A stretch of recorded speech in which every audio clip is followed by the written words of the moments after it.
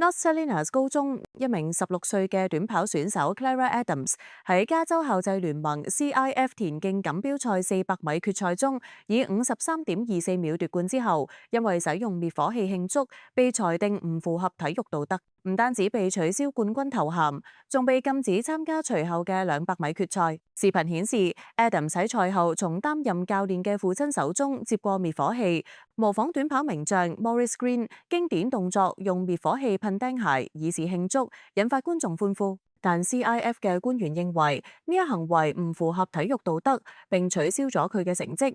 而 Maurice Green 本人喺得知後表示，若果未干擾他人，應該恢復其冠軍資格。賽事紀錄顯示，喺州錦標賽中，過去20年從未有選手因為違反體育道德嘅行為而被取消成績。